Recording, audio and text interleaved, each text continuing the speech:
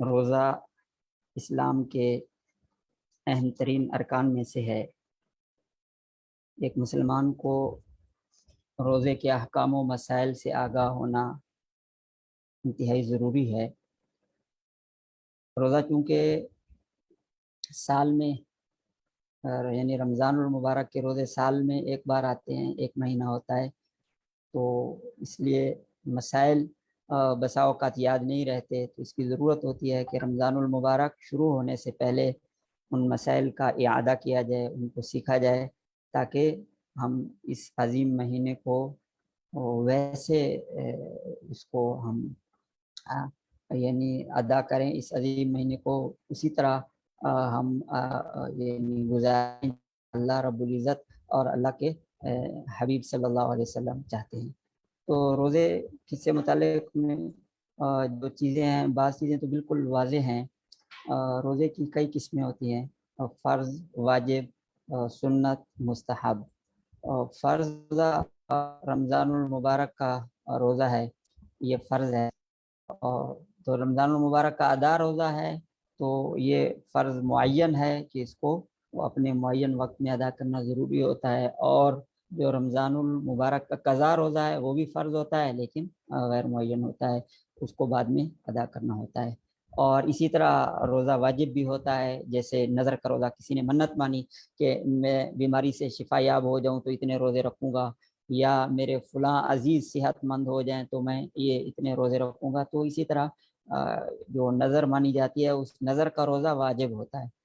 پھر نظر کبھی متعین ہوتی ہے، کبھی غیر متعین ہوتی ہے۔ متعین کا مطلب ہے کہ اگر میرے فلاں رشتہ دار وہ صحت یاب ہو جائیں اور یا میرا فلاں کام ہو جائے تو میں آنے والے ہفتہ جمعہ اتوار 3 دن روزے رکھوں گا، یا فلاں تاریخ کو روزہ رکھوں گا، تو یہ نظر معین ہوتی ہے۔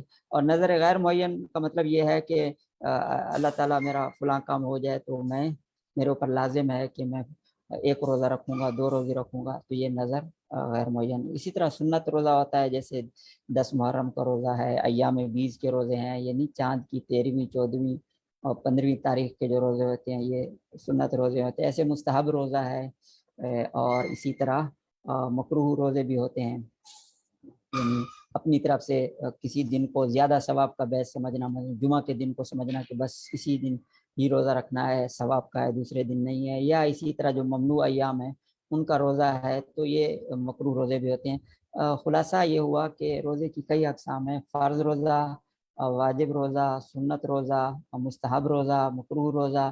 لیکن ہم آج کی نشست میں زیادہ تر توجہ فرض روزے پر دیں گے، یعنی رمضان المبارک کے جو روزے ہیں تو ان کے احکام کو ہم اس نشست میں جاننے کی کوشش کریں گے۔ سب سے پہلے یہ ہے کہ روزہ کس پر فرض ہے، یعنی روزے کی شرط کیا ہے۔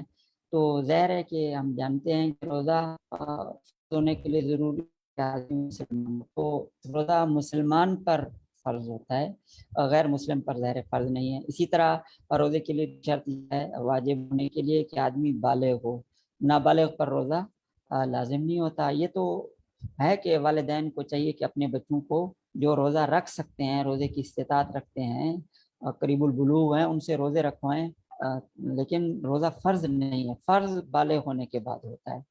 اسی طرح روزے کے لیے ضروری ہے کہ آدمی روزے کی فرضیت سے واقف ہو۔ اگر کوئی آدمی ایسے ملک میں مسلمان ہوا کہ جہاں ان کو کوئی بتانے والا نہیں تھا روزے کے بارے میں، دارالکفر میں وہ مسلمان ہو گیا، اس کو روزے کی فرضیت کا علم نہیں ہوا، تو ظاہر ہے کہ وہ تو مجبور ہے، تو دارالاسلام میں ہو یا اس کو روزے سے واقفیت ہو، تب جا کر روزہ شرط واجب ہوتا ہے، تو یہ وجوب کی شرط ہے۔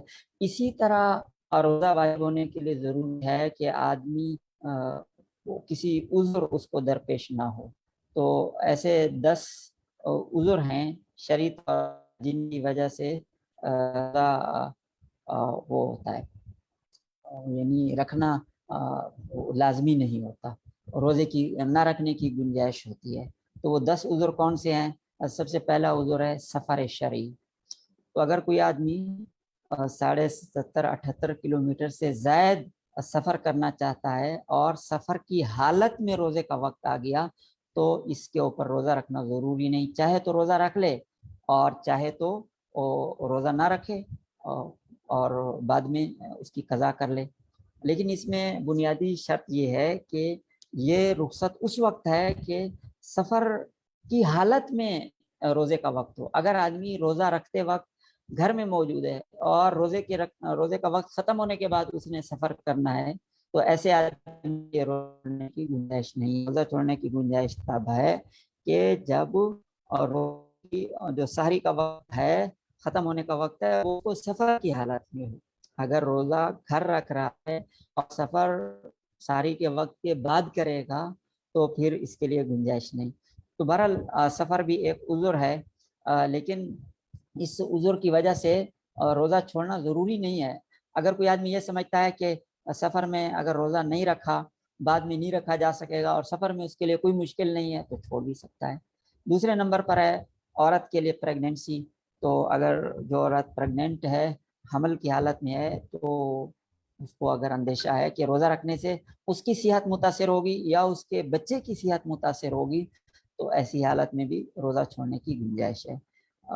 اور تیسرے نمبر پر دودھ پلانا، کہ خاتون اگر اپنے بچے کو دودھ پلا رہی ہے اور بچہ چھوٹا ہے، اگر یہ روزہ رکھتی ہے تو بچے کو دودھ مہیا نہیں ہوتا، بچے کی صحت کے مسائل پیدا ہونے کا اندیشہ ہے یا عورت کی اپنی صحت کا کوئی خدشہ ہو تو ایسے موقع پر روزہ نہ رکھنے کی گنجائش ہے۔ اسی طرح اکراہ، یعنی کسی ظالم بادشاہ نے، کافر نے، ظالم نے مجبور کیا ہے اگر تم روزہ رکھو گے تمہیں جان سے مار ڈالیں گے، ظاہر ہے کہ یہ ایک مجبوری کی حالت ہے، اس میں بھی روزہ چھوڑا جا سکتا ہے۔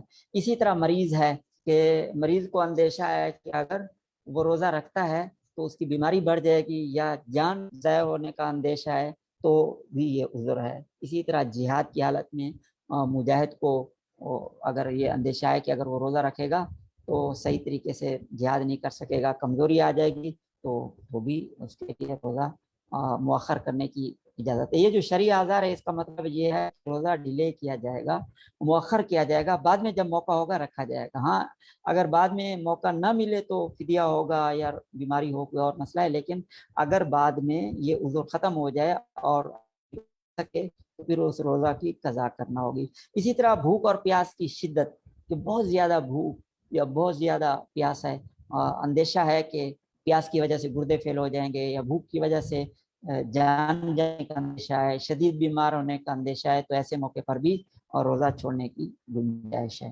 اسی طرح سخت بڑھاپا ہے تو بوڑھے آدمی کے لیے بھی روزہ چھوڑنے کی گنجائش ہے اور فدیہ دے گا۔ اسی طرح جنون اور بے ہوشی، یعنی آدمی بالکل پاگل ہو جائے یا بے ہوش ہو جائے تو ظاہر ہے کہ اگر جنون ہے، بے ہوشی ہے تو آدمی مکلف نہیں ہے تو پھر اس پر روزہ رکھنا واجب نہیں ہے۔ تو یہ 10 ایسے عذر ہیں جن کی وجہ سے روزہ چھوڑا جا سکتا ہے۔ اور میں نے عرض کر دیا کہ چھوڑا جانے کا مطلب یہ ہے کہ بعد میں ان کی قضا کی جائے گی، لیکن اگر قضا نہ کی جا سکے، مثلا مریض تھا کہ اس کی بیماری بس بڑھتی گئی، اب اس کے لیے کوئی چانس نہیں ہے کہ وہ روزہ رکھ سکے تو پھر اس کے لیے فدیہ ہے۔ اسی طرح بوڑھا آدمی ہے، اس کے لیے بھی یہی ہے کہ بڑھاپے کا تو ختمہ نہیں ہوتا، بڑھاپا تو چلتا رہتا ہے، تو بہت شدید بوڑھا ہے تو اب ظاہر ہے کہ یہ قضا نہیں کر سکتا تو اس کو فدیہ دینا ہوگا۔ یہاں پہ ایک وضاحت ضروری ہے کہ بعض لوگ جتنی بھی مشکل میں ہوں، جتنے بیمار ہوں، خواتین بعض وہ حمل کی حالت میں ہو، بچے کو نقصان ہونے کا اندیشہ ہو، دودھ کی وجہ سے بچے کو پریشانی ہوتی ہو، لیکن ان میں چونکہ بہت زیادہ دینی جذبہ ہوتا ہے تو وہ روزہ چھوڑنے کو بہت گویا کہ اپنے لیے ایک ہمت سے گری ہوئی چیز، کم ہمتی اور گویا کہ دینی کمزوری کا باعث سمجھتے ہیں۔ ایسی بات نہیں ہے، جس چیز کی شریعت نے ہمیں اجازت دی ہے تو اس کو ہمیں وہ کرنا چاہیے، اس سے ہمیں فائدہ اٹھانا چاہیے۔ اللہ رب العزت جس طرح عزیمت پر عمل کرنے سے خوش ہوتے ہیں ویسے رخصت پر عمل کرنے سے بھی وہ خوش ہوتے ہیں۔ تو اگر اللہ تعالیٰ نے کوئی ایسی صورت پیدا کر دی کہ بندے کے لیے روزے کی چھوٹ ہے تو پھر اس کو روزہ چھوڑنے میں کوئی حرج نہیں.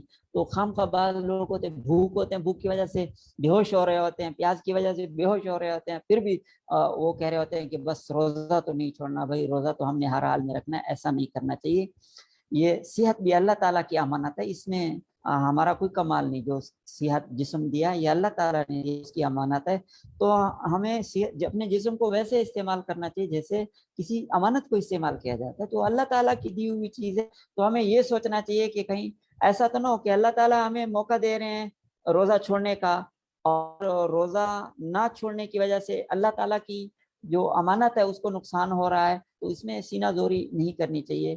بس اس میں یہی ہے کہ آدمی کو اپنے آپ کو معذور سمجھ کر، ایک لاچار اور مجبور بندہ سمجھ کر اللہ تعالیٰ کی طرف سے دی ہوئی جو رخصت ہے اس کو قبول کرنا چاہیے. اس طرح صحیح ہونے کے لیے یہ شرط ہے کہ آدمی مسلمان ہو. اگر کوئی الیاذ باللہ مرتد ہو جاتا ہے تو روزہ برقرار نہیں رہتا. عورت کی حیض و نفاس سے ہونا یہ بھی روزے کی صحت کی شرط ہے. اسی طرح نیت کرنا یہ بھی ضروری ہے، نیت کے بغیر روزہ نہیں ہوتا. تو رمضان کے بھی روزوں کے لیے، ہر روزے کے لیے نیت کرنا ضروری ہے.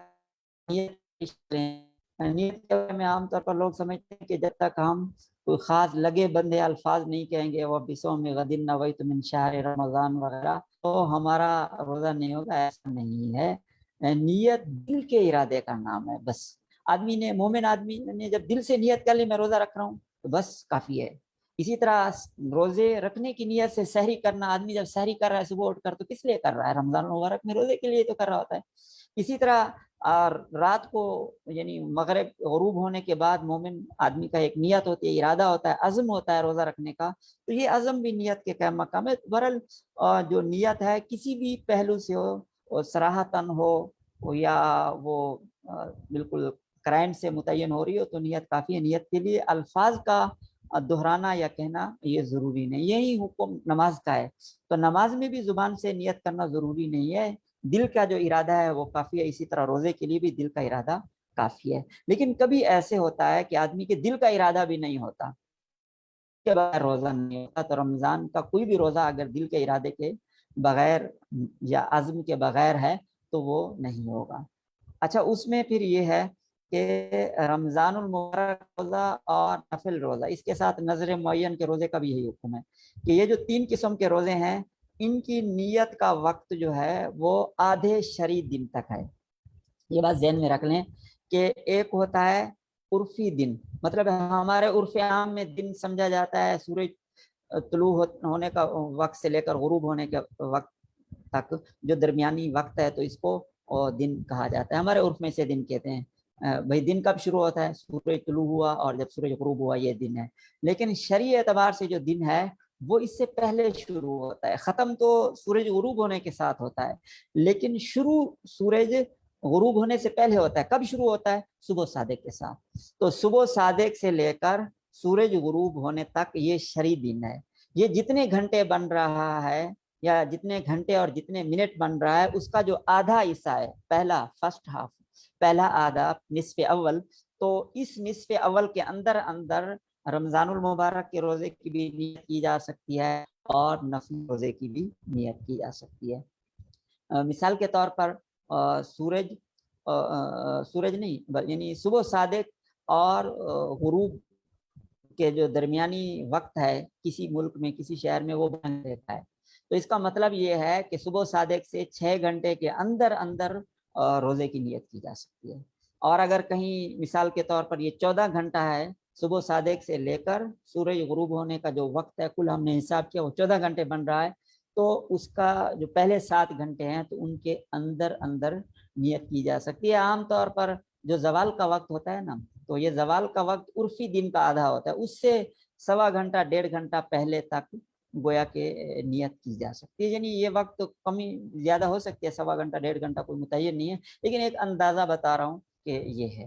تو اب اس کی گفتگو کا جو خلاصہ ہے وہ یہ ہوا کہ رمضان المبارک کے روزے کی نیت اگر سورج غروب ہونے کے بعد رات میں کسی وقت کر لی جائے تو بھی ٹھیک ہے. اگر رات میں کسی وقت آدمی نہیں کر سکا اور آدھے شرعی دن کے اندر اس نے نیت کر لی تو بھی ٹھیک ہے. نفل میں بھی ایسے نبی کریم صلی اللہ علیہ وسلم کے بارے میں آتا ہے کہ بعض اوقات آپ صبح کی نماز پڑھ کر گھر تشریف لاتے تو گھر والوں سے پوچھتے کہ کچھ کھانے کو ہے، تو وہ عرض کرتے یا رسول اللہ کہ کچھ کھانے کے نہیں، تو پھر ہمارا نفل روزہ ہے، تو آپ روزے کی نیت کر لیتے تھے۔ اسے معلوم ہوا کہ جو آدھا شرعی دن ہے اس کے اندر نفل روزے کی بھی نیت کی جا سکتی ہے، اور رمضان المبارک کے ادا روزے کی بھی نیت کی جا سکتی ہے، اور متعین نظر کا جو دن ہے تو اس دن اس نظر کی نیت بھی کی جا سکتی ہے۔ لیکن اس میں دو تین باتیں قابل لحاظ ہیں۔ پہلی بات تو یہ ہے کہ یہ جو آدھے شرعی دن تک نیت کی جا سکتی ہے، یہ اس وقت ہے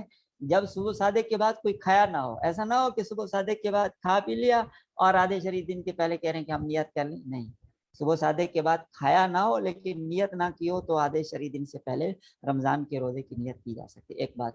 دوسری بات یہ ہے کہ نیت ایسے نہیں کرنی کہ 10 بجے کے بعد یا اب کے بعد، نیت ایسے کرنی ہے کہ صبح صادق سے لے کر سورج غروب ہونے تک، یعنی مغرب تک، یہ جو مکمل وقت ہے تو اس کی نیت کی جائے، ٹھیک ہے۔ تو یہ اس کے لیے، اور اسی طرح نیت کے لیے یہ بھی ضروری ہے، جیسے ہم پہلے عرض کیا کہ عورت وہ حیض و نفاس کی حالت میں نہ ہو۔ اگر تھوڑی دیر کے لیے بھی کوئی خاتون وہ اپنے ماہواری کیس میں تھی یا بچہ پیدا ہونے کے بعد جو نفاس کا خون آتا ہے اس کی حالت میں تھی، تو اس کے بعد وہ پاک ہو گئی تو اس کے لیے بھی جو ہے نا اب نیت کرنے کی گنجائش نہیں ہے، ٹھیک ہے۔ اچھا، اور نیت کے بارے میں نے عرض کیا کہ رمضان المبارک کی نیت میں اتنا کافی ہے کہ ہم روزہ رکھ رہے ہیں، بس اس کے لیے رمضان کا روزہ کہنا بھی ضروری نہیں ہے، صرف روزہ، تو یہ نیت کا مسئلہ ہے۔ باقی سحری اور افطاری تو ظاہر ہے کہ سنت ہے، سحری کھانی چاہیے۔ بعض لوگ کہتے ہیں کہ کون صبح اٹھے اور بغیر کھائے پیے اور وہ کر جاتے ہیں، روزہ رکھ لیتے ہیں، ایسا نہیں کرنا چاہیے۔ سحری کے اندر برکت ہوتی ہے، کھانا چاہیے۔ اور اس میں یہ کہ سحری کب تک کھانی چاہیے، لوگ پوچھ رہے ہوتے ہیں کہ نماز کا اذان تک کھانی چاہیے، اذان سے پہلے۔ بھائی آج کل تو بالکل وہ آ گئے نا، کیلنڈر آ گئے اور سافٹ ویئرز ہیں، مختلف اپلیکیشنز ہیں، تو پتہ چل جاتا ہے آدمی کو کہ روزے کا وقت کب ختم ہو رہا ہے۔ جب روزے کا وقت ختم ہو رہا ہے اس کے بعد 1 سیکنڈ 1 منٹ بعد بھی نہیں کھانا پینا چاہیے، اور اس سے پہلے آپ کھا پی سکتے ہیں، اذان کیوں نہ ہو، یعنی دار و مدار اذان پر نہیں ہے، مؤذن وقت پر دیتا ہے، پہلے دیتا ہے بعد میں، دار و مدار جو کیلنڈر پہ دیا ہوا وقت ہے یا کسی مستند ادارے کی جو بنی ہوئی اپلیکیشن ہے یا کوئی سافٹ ویئر ہے، تو اس کے مطابق جو ٹائم ہے تو اس ٹائم آدمی کھا سکتا ہے جو سحری کا ہے، اور جب وہ سحری کا وقت ختم ہو جاتا ہے تو اس کے بعد کھانا جائز نہیں ہے، ٹھیک ہے۔ اچھا، اور اسی طرح کہ سحری میں کیا کھانا چاہیے، کتنا کھانا چاہیے، بس وہ آپ کی مرضی، آپ جتنا کھائیں، اتنا زیادہ بھی نہیں کھانا چاہیے کہ طبیعت بوجھل رہے، اور اتنا کم بھی نہیں کھانا چاہیے کہ تھوڑی دیر بعد کچھ بھر سحری کرنی چاہیے، اپنے اعتبار سے اس کو کیا جا سکتا ہے۔ اچھا، اور اس کے بعد جو ایک اہم چیز ہے کہ روزے کے جو ارکان ہیں یا فرائض ہیں جن کا بہت خیال کرنا ہے، وہ ہم سب مسلمان جانتے ہیں کہ صبح صادق سے لے کر غروب تک، یعنی جو بھی شرعی دن ہے اس میں کچھ کھانا پینا جمع کرنا یہ جائز نہیں ہے۔ اگر کسی نے جان بوجھ کر یہ کام کیے، کوئی روزے کے منافی کام کیا، تو اس سے روزہ ٹوٹ جاتا ہے۔ اب کن چیزوں سے روزہ ٹوٹتا ہے اور کن سے نہیں ٹوٹتا، اس کی ہم تفصیل انشاءاللہ جاننے کی کوشش کریں گے۔ اور یہ کہ روزہ جب ٹوٹ جائے تو پھر اس کی 2 صورتیں ہوتی ہیں، بعض اوقات روزہ ٹوٹنے کے بعد قضا کرنا ہوتی ہے، اور بسا اوقات کفارہ بھی ہوتا ہے۔ قضا کا معنی ہوتا ہے صرف 1 روزہ، روزے کے بدلے میں 1 روزہ، اور کفارے کا مطلب ہے 60 روزے رکھنا، اور قضا اس کے علاوہ ہے، یعنی گویا کہ اگر کسی نے جان بوجھ کر رمضان المبارک کا روزہ توڑ دیا جانتے بوجھتے ہوئے، تو اس کو 61 روزے رکھنے ہوں گے، 1 قضا روزہ اور 60 کفارے کے روزے، اور جو کفارہ کے روزے ہیں وہ مسلسل رکھنے ہوتے ہیں۔ اگر بیچ میں وہ کوئی سلسلہ ٹوٹ گیا تو پھر نئے سرے سے رکھنے ہوں گے، ٹھیک ہے۔ تو بنیادی طور پر کفارہ روزے ہی ہوتے ہیں۔ اگر کوئی آدمی بوڑھا ہے یا بیمار ہے، روزے نہیں رکھ سکتا، تو پھر اس کے لیے جو ہے 1 روزے کے بدلے میں صدقۃ الفطر کے برابر رقم دینی ہوتی ہے، یعنی 2.25 किलो या एहतियातन 2.25 किलो गंदम, 2.25 किलो या 2 किलो कर लिया जाए तो 2 किलो या 2.25 किलो गंदम वो एक रोजे के बदला में देनी होती है। तो 60 रोजे के एतबार से उस तरह हिसाब करके वो गंदम देनी होगी, ठीक है। उसके या 2 मिस्किनों को, यानी एक मिस्किन को सुबह शाम का खाना खिलाने से वो एक रोजे का कफारा होगा। तो इसी तरह 60 मिस्किनों को सुबह शाम खाना खिलाना, तो ये रोजे का कफारा है। इसकी तफसील आगे भी कुछ आएगी। अच्छा, रोजा किन चीज़ों से टूटता है? तो देखें मुख्तलिफ चीज़ें होती हैं। नाक में यानी मुंह के जरिए कोई चीज़ पेट में जाए, नाक के जरिए कोई चीज़ जाए, या इंसान की जो शर्मगाह है तो रास्ते हैं तो शर्मगाह के, तो उनके जरिए कोई चीज़ मैदे तक पहुंच जाए।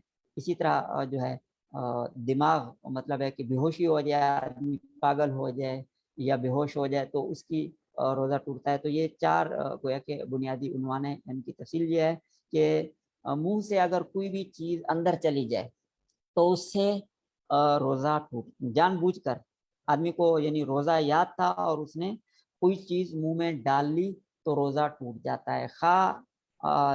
खुद ब खुद डाली या गलती से चीज़ चली गई। यानी एक आदमी ने भूल कर अगर खा पी लिया, इससे तो रोज़ा नहीं टूटता, लेकिन अगर गलती से पेट के अंदर खाने पीने की चीज़ चली गई तो उससे रोज़ा टूट जाता है। गलती से चली गई का क्या मतलब ये है कि कोई खातून मसलन खाना चख रही थी, पेट में कोई चीज़ गलती से चली गई, बच्चे के लिए मुंह में खाना चबा रही थी तो गलती से चला गया, आदमी कुल्ली कर रहा था, पानी पेट में गलती में चला गया, तो भूले से रोज़ा याद ना होने की हालत में आदमी जितना भी पानी पी ले, खाना खा ले, उससे रोज़ा नहीं टूटता। लेकिन गलती की वजह से थोड़ा सा पानी या थोड़ा सा खाने पीने की कोई चीज़ पेट में चली गई, उससे रोज़ा टूट जाता है। तो गलती अलग चीज़ है, भूलना अलग चीज़ है। भूल और चूक में फर्क है।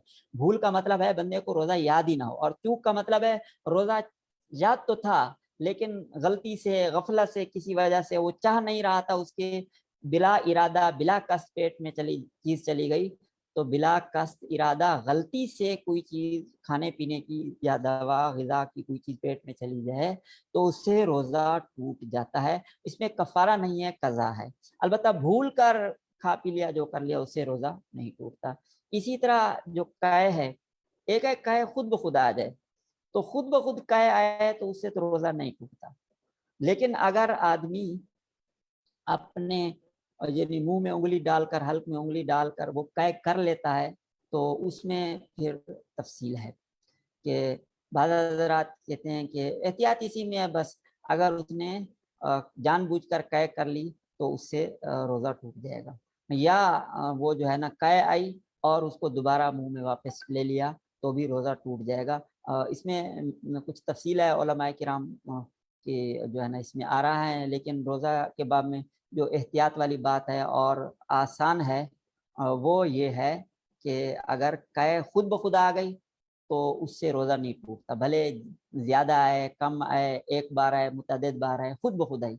लेकिन अगर आदमी ने जानबूझ कर, उसे याद था कि रोज़ा है, फिर भी अपने हल्क में उंगली डाली, कुछ इस तरह किया और कै की, तो उससे जो है यानी मैं एहतियाती कौल बता रहा हूँ, तो उसके मुताबिक ये है कि रोज़ा टूट जाएगा। इसी तरह अगर कोई चीज़ अंदर कै आ रही थी और उसने जानबूझकर इसने कै किया और ये कै आ रही थी, उसने उसको गोया के पेट में दोबारा वापस लौटा लिया, वो हल्क से नीचे उतर गई, उससे भी रोज़ा टूट जाता है।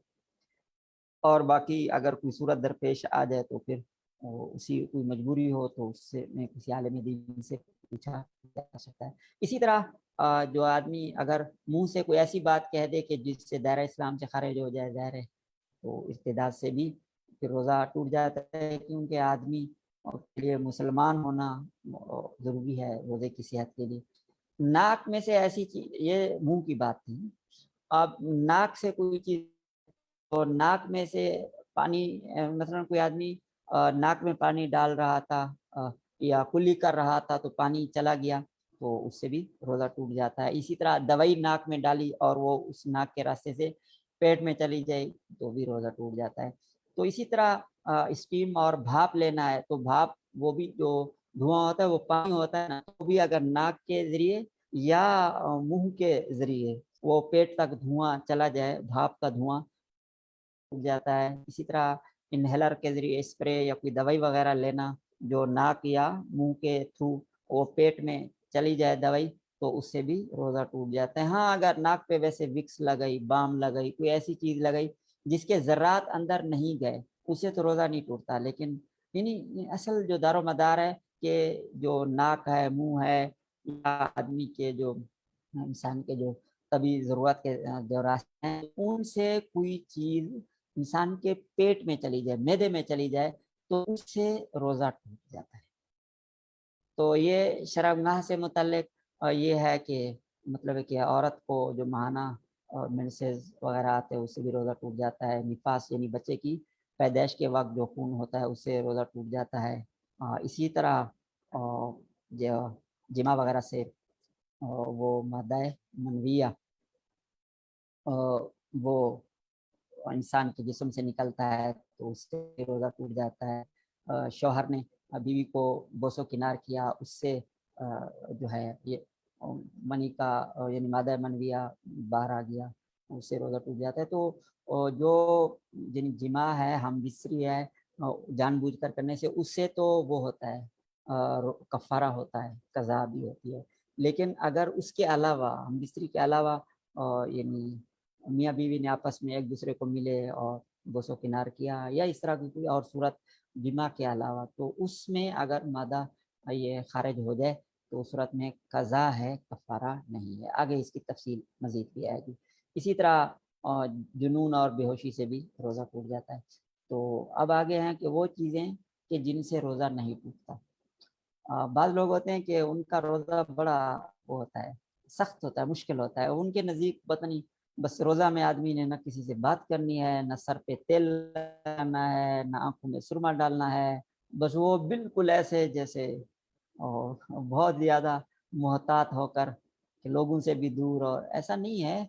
ٹھیک ہے روزے کے حفاظت کرنے والی چیزیں بھی ہیں، مفسدات بھی ہیں، لیکن اللہ تعالیٰ نے کچھ ڈھیل بھی دی ہوئی ہے، گنجائش بھی ہے کہ بہت سی چیزوں سے روزہ نہیں ٹوٹتا. جیسے یہ دیکھیں بھول کر کھانا، بھول کر اگر کسی نے کھا پی لیا تو ظاہر ہے بھول تو معاف ہے، اس سے روزہ نہیں ٹوٹتا. اسی طرح بلا قصد آدمی کے جو ہے نا حلق میں کوئی مکھی وغیرہ چلا گیا تو اس سے بھی یعنی نیت نہیں تھی، آدمی ویسے گزر رہا تھا، دھواں کیا تو اس سے روزہ نہیں ٹوٹتا. ہاں اگر خود بخود سگریٹ پی یا دھوئیں کو اگربتی کے قریب جا کر اس کے دھوئیں کو خود اپنے پیٹ میں لیا تو خود لینے سے تو ہوتا ہے. لیکن اگر اس کے لیے بغیر چلا گیا، دھواں چلا گیا، غبار چلا گیا، مکھی وغیرہ مچھر کوئی پیٹ میں چلا گیا تو اس کے ارادے کے بغیر اس سے روزہ نہیں ٹوٹتا ہے. اس طرح سر پہ تیل لگانا، تو بعض لوگ کہتے ہیں کہ سر پہ تیل لگایا جائے تو اس کا حلق پہ اثر محسوس ہوتا ہے، تو اس سے کوئی فرق نہیں پڑتا. حلق میں بھلے اثر محسوس ہو، اس سے روزہ نہیں ٹوٹتا. اسی طرح کسی کو غلط خیالات کی وجہ سے اس کے یعنی مادہ منویہ جو ہے وہ جسم سے خارج ہو گیا تو اس سے بھی روزہ نہیں ٹوٹتا. احتلام سے بھی روزہ نہیں ٹوٹتا، یعنی نیند میں سویا ہوا تھا اور غلط خواب دیکھا یا خواب دیکھے بغیر ویسے کپڑے خراب ہو گئے تو اس سے بھی روزہ نہیں ٹوٹتا. البتہ اگر کسی نے بوس و کنار کیا اور چمٹا یا ہاتھ لگایا جسم کو، تو یعنی اس کے اپنے فعل کی جسمانی حرکت کی وجہ سے کوئی ایسا ہو گیا تو اس سے تو روزہ ٹوٹے گا. لیکن اگر اس کا کوئی حرکت نہیں تھی، ویسے ذہنی تصور تھا یا نیند تھی یا ویسے کوئی ہو گیا تو اس سے روزہ نہیں ٹوٹتا. اسی طرح کوئی چیز چکھنا یا اس کو چبانا، تو ظاہر ہے کہ بلا ضرورت چکھنا چبانا مکروہ ہے. لیکن اگر ضرورت ہے کہ تحت کسی خاتون نے کھانا چکھ لیا یا کچھ لیکن اس کے ذرات اندر نہیں گئے تو اس کی گنجائش ہے. مگر بلا ضرورت چکھنا اور اگرچہ چبا کر تو اس سے بھی روزہ مکروہ ہوتا ہے. عورت کو اگر آدمی کو اعتماد نہ ہو، بھروسہ نہ ہو، وہ اپنی خاتون سے، بیوی سے بغل گیر ہوتا ہے تو اس کو اندیشہ، یہ بھی اندیشہ ہو کہ آگے چل کر اور روزہ بھی ٹوٹ سکتا ہے، تو ظاہر ہے کہ یہ مکروہ ہے. اگر ایسی صورت نہیں ہے یعنی آدمی کو اپنے اوپر پورا اعتماد ہے یا ایسی صورت حال ہے، ویسے اس نے اس بیوی کو بوسہ دیا یا اس طرح کی کوئی صورت ہوئی اور بغل گیر ہو گیا تو اس سے یعنی صرف اس طرح کرنے سے وہ نہیں ہوتا. لیکن اگر اس کو اندیشہ ہے اپنے آپ پر وہ کنٹرول نہیں کر سکے گا تو پھر اس میں کراہت آ جائے گی۔ اچھا اچھا وہ جیسے ہم نے عرض کیا کہ کچھ صورتیں ایسی ہوتی ہیں کہ جن میں صرف قضا ہوتی ہے، اور کچھ صورتیں ایسی ہوتی ہیں جن میں کفارہ ہوتا ہے۔ تو بلا قصد آدمی کا ارادہ نہیں تھا تو اس کے ارادے کے بغیر کوئی چیز پیٹ میں چلی گئی، ناک کے ذریعے، منہ کے ذریعے وغیرہ، تو بلا قصد جو چیز دوا یا غذا پیٹ میں چلی جائے تو اس میں قضا لازم ہوتی ہے، کفارہ نہیں۔ قضا تو ہوتی ہے لیکن کفارہ تب ہوتا ہے کہ جب آدمی جان بوجھ کر اپنے ارادے اور قصد سے کوئی غلطی کرے۔ اسی طرح کسی کو کسی نے زبردستی اس کے منہ میں چیز ٹھونس دی، کھلا دی گئی، اس کو روزہ یاد تھا، اس پر بھی قضا ہوگی، کفارہ نہیں ہوگا۔ اسی طرح بیماری کی وجہ سے جو انسان کے جو ضرور قضاء حاجت کے جو راستے ہیں، پیشاب وغیرہ کا راستہ، تو بعض اوقات کوئی مریض ایسا ہو سکتا ہے اس کی ایسی صورت ہو کہ وہاں راستے سے جو ہے نا پیٹ کے اندر کوئی چیز دوائی داخل کی گئی تو اس پر بھی قضا ہے، اگر کسی نے ایسا کیا ہے تو کفارہ نہیں۔ اسی طرح یوں ہوتا ہے کہ ایک آدمی سمجھ رہا تھا کہ اب بس روزے کا وقت مکمل ہو گیا، خاص طور پر جب دن لمبے ہوں تو آدمی اور سورج بھی یعنی بادلوں وغیرہ میں ہو تو بس لوگوں کو بہت جلدی لگ رہا ہوتا ہے۔ گاؤں دیہات میں تو ایسا اندیشہ ہوتا ہے کہ ان کو لگ رہا ہوتا ہے کہ بس روزے کا وقت جو ہے نا پورا ہو گیا، حالانکہ سورج ابھی تک غروب نہیں ہوا ہوتا۔ تو آدمی نے اس تصور سے کہ روزے کا وقت مکمل ہو گیا ہے، غروب ہو گیا ہے، اس نے کھا پی لیا، بعد میں دیکھا تو سورج کھڑا ہے، تو اس آدمی پر بھی صرف قضا ہے، یعنی روزے کے بدلے میں روزہ، کفارہ نہیں ہے۔ اسی طرح یہ سمجھ رہا تھا کہ وہ ہے کہ افطاری کا وقت ابھی باقی ہے، سحری کا وقت باقی ہے، تو وہ کھاتا رہا لیکن بعد میں پتہ چلا، تو اس میں بھی قضا ہوتی ہے، ٹھیک ہے۔ اچھا، اور روزے کی اسی طرح ایک آدمی روزے نے کی نیت ہی نہیں کرتا، مطلب بغیر اس نے پورا روزہ کی نیت ہی نہیں کی، ایسے دن گزر گیا، اس پر بھی کیا ہوگی؟ قضا ہوگی، کفارہ نہیں ہے۔ کفارہ تب ہے کہ روزہ رکھ کر توڑے، اگر کسی نے سرے سے نہیں رکھا، بھلے اس نے بلا عذر نہیں رکھا لیکن اس سے روزہ جو ہے روزے کے بدلے میں روزہ تو ہوگا لیکن کفارہ نہیں ہے۔ کفارہ صرف رمضان کے روزے کا ہوتا ہے، یہ ذہن میں رکھے، نفل روزہ توڑنے سے، قضا کا روزہ توڑنے سے، کوئی اور روزہ توڑنے سے کفارہ نہیں ہوتا۔ کفارہ صرف رمضان کا روزہ توڑنے سے ہوتا ہے، اور وہ بھی جان بوجھ کر توڑنے سے ہوتا ہے، اور اس کی جنایت کامل ہو، یعنی سنگین جرم ہو، ٹھیک ہے۔ اگر مثلا کسی نے جماع نہیں کیا، جماع کے علاوہ ویسے اپنے جسم اور اس طرح مادہ منویہ کا اخراج ہو گیا تو اس میں قضا تو ہے لیکن کفارہ نہیں ہے۔ روزہ ٹوٹ گیا، روزے کے بدلے میں روزہ رکھنا ہوگا، گناہ گار بھی ہوا لیکن کفارہ نہیں ہے، کیونکہ کفارہ تب ہوتا ہے کہ جب پوری سنگین یعنی مکمل کامل جرم ہو، تو وہ اس وقت ہوتا ہے کہ جب آدمی جماع کرے یا جان بوجھ کر کھائے وغیرہ اس طرح، ٹھیک ہے۔ اور کھانے پینے کی چیز، اگر کسی آدمی نے اپنے پیٹ میں ایسی چیز ڈال دی جان بوجھ کر جو دوا یا غذا کے طور پر استعمال نہیں ہوتی تھی، تو بھی اس پر کفارہ نہیں ہے اور قضا ہے۔ اسی طرح بلا قصد کلی کرتے وقت غرارہ کرتے، غرارہ رمضان میں نہیں کرنا چاہیے، لیکن اگر کسی نے اس انداز سے کیا کہ پیٹ میں پانی چلا گیا تو بھی پھر روزے کی صرف قضا ہے، کفارہ نہیں ہے، ٹھیک ہے۔ روزہ دار حوالہ سے کسی نے زبردستی وہ کر دیا اور جمع کر دیا تو بھی اس کی غلطی نہیں تھی بیچاری کی، تو اس میں روزہ تو ظاہر ہے ٹوٹ جائے گا لیکن اس پر بھی قضا ہے، کفارہ نہیں ہے۔ کسی آدمی سے مسئلہ پوچھا، مفتی صاحب سے، وہ مسئلہ غلط ہو گیا، انسان ہے، ہو جاتا ہے غلطی، تو کبھی بات سننے سمجھنے میں کوئی مشکل پیش آ جاتی ہے، یا کوئی انسان کا دماغ حاضر نہیں ہوتا، اس نے مسئلہ پوچھا، مفتی صاحب نے مسئلہ غلط بتایا اور اس کا مطلب یہ تھا کہ روزہ ٹوٹ گیا ہے، تو اس بیچارے نے کھانا پینا شروع کر دیا، بعد میں پتہ چلا نہیں مفتی صاحب سے غلطی ہو گئی، مثلا اس نے کہا کہ مجھے احتلام ہو گیا تو روزہ میرا ٹوٹا یا نہیں ٹوٹا، انہوں نے کہا ٹوٹ گیا، کسی وجہ سے سمجھے نہیں، تو اس نے سمجھا کہ روزہ ٹوٹ گیا، جان بوجھ کر کھانا شروع کر دیا، تو اب اس پر کفارہ نہیں ہے، قضا ہے، ٹھیک ہے۔ اور اس کے بعد یہ کچھ اور چیزیں جو آج کل اس کی زیادہ وہ ضرورت مسائل پیش آتی رہتی ہے کہ لوگ پوچھتے رہتے ہیں کہ شوگر کے جو مریض ہیں تو وہ انسولین اگر لگا لیں تو اس سے روزہ ٹوٹے گا یا نہیں، تو انسولین لگانے سے روزہ نہیں ٹوٹتا۔ اسی طرح بعض اوقات کہتے ہیں کہ شوگر لو ہو جائے تو اب ظاہر ہے کہ میٹھی چیز کھانا تو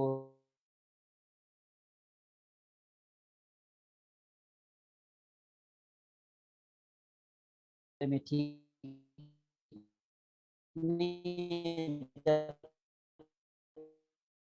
تک جو ہے اس سے ہمارا جو شوگر لیول ہے وہ برابر ہو جاتا ہے کچھ اس طرح۔ تو اگر ایسا ہے کہ واقعتاً ناگزیر صورتحال ہے کہ وہ شربت کی کلی کر کے اس کو پھینک رہا ہے تو اس سے شوگر لیول اگر اس کا برابر ہوتا ہے، حلق سے ایک قطرہ بھی نہیں اترتا، تو اس سے بھی روزہ نہیں ٹوٹتا۔ اسی طرح کرونا ٹیسٹ ہے تو آج کل تو الحمدللہ اس سے اللہ تعالیٰ نے ہمیں نجات دیا ہے۔ تو پہلے جب تھا اور ابھی بھی کسی کوئی وبا تو نہیں ہے، لیکن اگر کوئی ایسی صورت ہو تو اس کے مختلف صورتیں ہوتے ہیں۔ اگر کوئی دوائی وغیرہ اس کے ذریعے اندر حلق میں داخل نہیں کی گئی، صرف اسٹک وغیرہ کے ذریعے اس کا ناک کے ذریعے سے یا لعاب وغیرہ لیا گیا ہے تو اس سے روزہ نہیں ٹوٹتا۔ اس طرح اینٹی باڈی ٹیسٹ ہے تو اس سے بھی روزہ نہیں ٹوٹتا۔ ڈرپ لگوانے سے روزہ نہیں ٹوٹتا، انجیکشن وغیرہ سے روزہ نہیں ٹوٹتا، اور انہیلر سے ٹوٹ جاتا ہے، بھاپ لینے سے بھی ٹوٹ جاتا ہے، اور حجامہ پچنا لگوانے سے روزہ نہیں ٹوٹتا۔ اس طرح ٹوتھ پیسٹ مکروہ ہے لیکن اس سے روزہ نہیں ٹوٹتا، اگر ذرات اندر چلے جائیں گے تو ٹوٹ جائے گا۔ ایسے اسی طرح نسوار وغیرہ ہے، سگریٹ ہے، تو ان سے روزہ ٹوٹ جاتا ہے۔ تو یہ وہ چیزیں ہیں ان میں سے، یعنی یہ شروع والی جو چیزیں ہیں ان سے روزہ نہیں ٹوٹتا، اور آخر والی جو دو چیزیں ہیں ان سے روزہ اور ٹوٹ جاتا ہے۔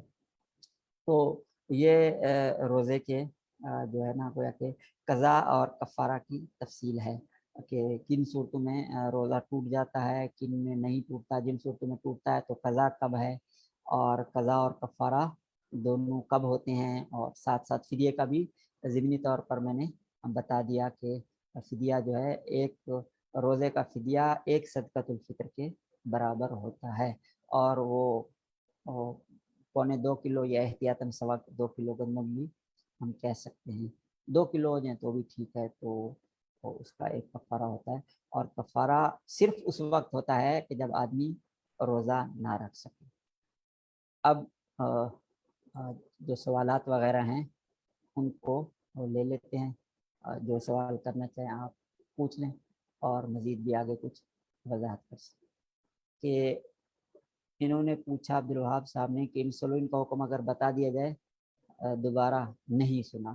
بھائی انسولین کے بارے میں یہ بتایا کہ انسولین دینے سے روزہ نہیں ٹوٹتا، انسولین استعمال کی جا سکتی ہے، اس سے روزہ نہیں ٹوٹتا۔ اسی طرح آکسیجن ہے، تو آکسیجن میں جو اگر وہ عام جیسے ہم آکسیجن لیتے ہیں اس طرح کی آکسیجن ہے، اس میں کوئی دوائی کوئی چیز اس طرح نہیں ہے تو اس سے بھی روزہ نہیں ٹوٹتا۔ بعض علماء کہتے ہیں کہ آکسیجن میں اگر اس طرح کی صورت ہو کہ اس عام جو ہم آکسیجن لیتے ہیں اس کا کلر بھی نہیں ہوتا، اور یعنی اس میں کوئی ذائقہ بھی نہیں ہوتا، بو وغیرہ نہیں ہوتی، لیکن اگر کوئی اس طرح کی صورت بن جائے کہ جس سے ہمیں ایسے نظر آئے کہ کوئی چیز پانی کی طرح اندر جا رہی ہے، تو بعض علماء کا کہنا یہ ہے کہ اس صورت میں اور روزے کو وہ کیا جائے گا۔ لیکن اگر آکسیجن ہے، صرف آکسیجن ہے، تو اس سے روزہ نہیں ٹوٹتا۔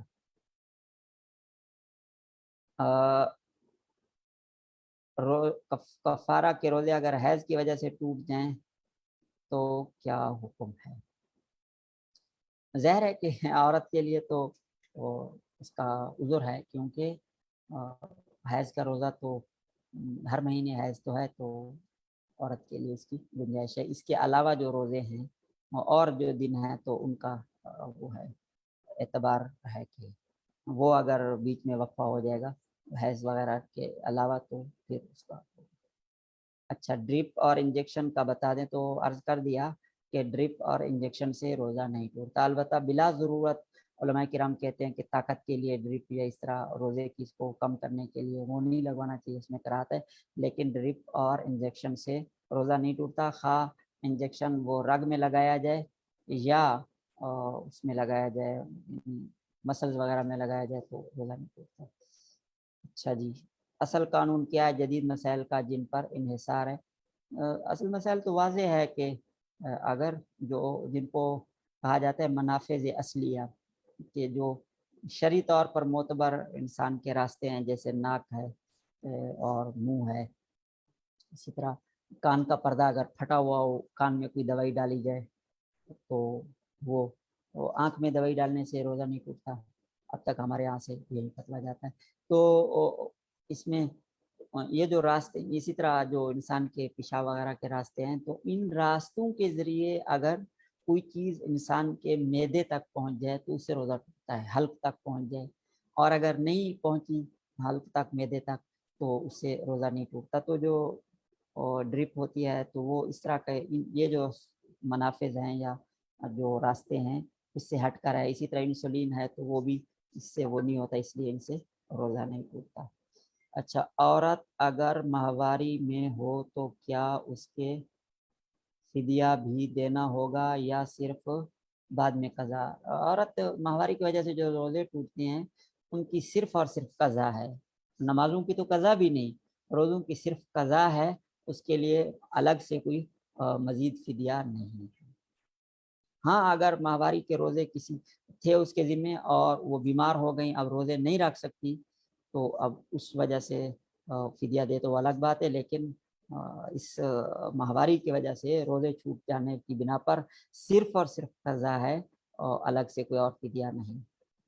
اچھا جی، شوگر کے مریض اگر روزہ نہ رکھیں، صحیح ہے، اگر اس طرح کا مریض ہے کہ اس کو اندیشہ ہے کہ روزہ رکھنے سے اس کی صحت بگڑ جائے گی اور بیماری بڑھ جائے گی، اس کے لیے روزہ رکھنا ممکن نہیں ہے، تو وہ کر لے، نہ رکھے ڈاکٹر کے مشورے سے۔ اگر وہ سمجھتا ہے کہ اس کی شوگر اس طرح وہ خطرناک نہیں ہے، روزہ رکھنے میں کوئی فرق نہیں پڑتا، تو رکھ لے۔ اور رکھنے کے بعد بھی خدا نخواستہ ایسی حالت ہو جائے کہ اس کی جو صحت ہے وہ خطرے میں ہو جائے، جان خطرے میں ہو جائے، تو روزہ توڑا جا سکتا ہے اور بعد میں پھر وہی قضا اس کی ہوگی۔ کیا سارے روزوں کی نیت ایک ساتھ کر سکتے ہیں؟ بس اس میں جو وہ ہے مفتابی قول ہے یا سمجھے کہ احتیاطی قول ہے، یا وہ یہی ہے کہ ہر روزے کی الگ سے نیت کی جائے۔ اور اس کو ہم سارے روزوں کی نیت کو ہم اس طرح کر سکتے ہیں کہ مومن کا چونکہ ہر روز عزم ہوتا ہے، نیت ہوتی ہے کہ میں نے، مسلمان جو ہوتا ہے اس کی نیت ہوتی ہے کہ میں نے ہر روز روزہ رکھنا ہے، تو اس کے اس عزم کو علماء کرام کہتے ہیں کہ روزانہ کا جو عزم ہے وہ نیت کے برابر ہے، ورنہ نیت جو ہے اس کے بعد غروب آفتاب کے بعد اس دن کی نیت کرنا ہوتی ہے جس دن کا روزہ رکھنا ہوتا ہے، غروب آفتاب کے بعد سے لے کر وہ نصف نہار شرعی جس کی ابھی تفصیل ہوئی۔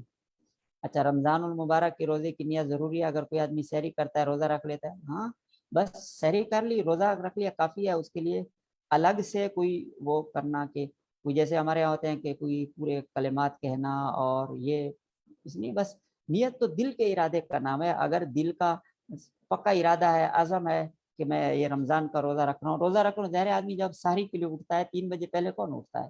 4 بجے، تو 4 بجے اٹھ رہا ہے، کھانا بنا رہا ہے، کر رہا ہے، تو اس کی نیت یہی ہوتی ہے کہ روزے کی، تو بس کافی ہے یہ نیت۔ اچھا جی، آواز نہیں آ رہی، اب اگر نہ آئے تو بتائیں دوبارہ۔ اگر کسی کو نہ پتہ ہو کہ اس کام سے روزہ ٹوٹ جاتا ہے اور کفارہ ہوتا ہے اور اس نے وہ کام کر لیا، تو اس پہ کفارہ ہوگا یا نہیں؟ بھائی اس پر کفارہ ہوگا، کیونکہ کفارہ عام چیزوں سے تو ہے نہیں، کفارہ تو اتنی، کفارے کے لیے تو یعنی ایسی شرائط شریعت نے لگائی ہیں کہ بالکل کلیئر کٹ پتہ چلے کہ یہ بندہ بغاوت کر رہا ہے۔ مانا ایک بندہ اگر اپنے جسم کے ساتھ کھیلتا ہے، اس سے اس کا مادہ منویہ خارج ہوتا ہے، تو بھی اس پر کفارہ نہیں ہے، قضا ہے۔ قضا کفارہ کب ہے؟ ایسا جب جان بوجھ کر وہ جماع کر لے، ہم بستری کر لے یا کھا لے یا پی لے جان بوجھ کر اور بلا عذر۔ تو ایک آدمی کو، ایک مسلمان ہے، اس کو کیسے پتہ نہیں ہے کہ بلا عذر جان بوجھ کر رمضان کے روزے میں جماع کرنا یا کھانا پینا منع ہے؟ جس آدمی کو، ایک مسلمان کو کیسے پتہ نہیں؟ دارالاسلام میں تو یہ کوئی عذر نہیں ہے۔ البتہ کوئی آدمی اگر نیا مسلمان ہوا ہے اور وہ دارال کفر میں ہے، ایسے ملک میں ہے جہاں اس کو کوئی مسائل بتانے والا نہیں ہے، بیچارے نے نیٹ کے ذریعے کوئی چیزیں دیکھی اور وہ اسلام قبول کر لے تو اس کا الگ نوعیت ہوگی، لیکن عام ہمارے معاشرے میں، ایک مسلم معاشرے میں رہنے والے بندے کو اتنا موٹا پتہ نہ ہو کہ کھانا جان بوجھ کر کھانے سے روزہ ٹوٹتا ہے، یا تو میرے خیال میں ایسی صورت نہیں ہے، کیونکہ جو شک و شبہ والی صورتیں ہیں تو اس میں شریعت نے کفارہ لازم ہی نہیں کیا، کفارہ تو ایک آخری آپشن کے طور پر ہے اور اس کی یہ سخت شرائط ہے۔ اس لیے اگر کسی نے کسی کو اتنا پتہ بھی نہیں ہے، دین کے موٹے موٹے مسائل کا بھی پتہ نہیں، مثلا ایک بندے کو پتہ ہی نہیں کہ نماز میں باتیں کرنے سے نماز ٹوٹ جاتی ہے، یا مشرق کی طرف منہ کر کے بلا جان بوجھ کر مشرق کی طرف منہ کر کے پڑھنے سے نماز نہیں ہوتی، تو ایسے آدمی کو تو پھر اس کو تو مزید وہ ہونی چاہیے، اس کو کیسے ہم معذور سمجھ سکتے ہیں؟ الا یہ کہ دماغی لیول ٹھیک نہیں ہے، دماغ ٹھیک نہیں ہے، یا بیمار ہے، معذور ہے، وہ تو الگ ہے۔ لیکچر کے دوران یونیورسٹی با جماعت نماز میں شامل ہونا ضروری ہے یا لیکچر کے بعد آرام سے پڑھ سکتا ہے؟ دیکھیں یہ تو اس کا ہمارے اس موضوع سے اس کا تعلق نہیں ہے، لیکن اس کو دیکھا جائے گا کہ یہ اس کی نوعیت کیا ہے۔ اگر ایسا لیکچر ہے کہ اس کو بعد میں کور کیا جا سکتا ہے، آج کل کوئی مشکل نہیں ہے، آدمی کسی ساتھی کو کہے کہ یار یہ جو لیکچر ہے میرا آپ اس کو ریکارڈ کر لیں، آدمی اس کو ریکارڈنگ سن سکتا ہے، یا اس کو ساتھی جو نوٹس لیتے ہیں تو ان سے نوٹس لیا جا سکتا ہے۔ تو اور اگر جماعت ملنے کا اور کوئی امکان نہ ہو تو کوشش کرنی چاہیے جماعت کے ساتھ، لیکن اگر ایسا ہو کہ اس کے پاس کوئی متبادل نہ ہو اور بعد میں اور ساتھی بھی ہوتے ہیں تو یہ ہے کہ ساتھیوں کے ساتھ مل کر جماعت کر لیں گے، اور کبھی کبھار یہ ایسا نوبت آ گئی تو بعد میں جماعت کرا لیں اگر کوئی بہت ایسی ہے، لیکن کوشش کرنی چاہیے، نماز تو بہت اہم چیز ہے، نماز کے بارے میں آدمی کو کوشش کرنی چاہیے کہ کوئی ایسی صورت اختیار کرے۔ اس کا مطلب یہ نہیں ہے کہ اپنی تعلیمی جو ہے نا اس کو کمزور کر دے، تعلیم کو بھی اہمیت دے، لیکن اس کے درمیان کی کوئی ایسی صورت کر لے کہ جس سے اس کی لیکچر بھی ضائع نہ ہو اور نماز بھی ضائع نہ ہو۔ کان میں دوائی ڈالنے کا حکم بتا دیں۔ جی کان میں دوائی ڈالنے سے روزہ نہیں ٹوٹتا، الا یہ کہ کان پھٹا ہوا ہو، پردہ پھٹا ہوا ہو اور اس کے ذریعے اندر چلا جائے تو دوائی چلی جائے یا تیل چلا جائے، اگر کان کا پردہ سالم ہے تو پھر روزہ نہیں ٹوٹتا۔ اگر یہ کہ یعنی اس نے کسی نے یہ حرکت کی ہے اور پھر کھا پی لیا تو کیا حکم ہے؟ تو روزہ ٹوٹ گیا تھا، اس کے بعد کھا پی لیا تو اس پر قضا ہے، کفارہ نہیں ہے۔ اچھا، برائے مہربانی پورا لیکچر اپلوڈ کر دیجیے گا، صرف آڈیوز نہیں، میں گوگل ڈرائیو کے بارے میں کہہ رہا ہوں، تو یہ انشاءاللہ ہمارے ساتھی کوشش کریں گے کہ اس کو پریزنٹیشن کو یہ اپلوڈ کر دیں۔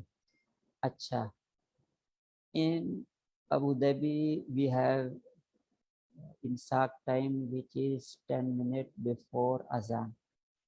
Is it time to stop eating؟ دیکھیں یہ ابو ظبی میں وہ آدمی کہیں بھی ہو تو آپ وہاں جو اپلیکیشنز ہیں مستند لوگوں کی تو اس میں دیکھیں کہ جو سحر افطار کا ٹائم ہے وہ کتنا ہے، بس اگر وہ ٹائم جو ہے 10 منٹ پہلے آ رہا ہے تو آپ اس کے بعد نہیں کھانا کھا سکتے، بھلے اذان 10 منٹ بعد کی نہیں ہوتی، یا اگر ٹائم ہوتا ہے تو پھر آپ کھا سکتے۔ تو اس کا دار و مدار اذان پر نہیں ہے، ٹائم پر ہے، تو آپ جہاں پہ رہتے ہیں وہاں کے اعتبار سے جو ہے جو آپ کا ٹائم ہے سحر افطار کا اس کی پابندی کرنا آپ کے لیے ضروری ہے۔ اچھا، روزے کی مسنون دعائیں پڑھنا ضروری ہے؟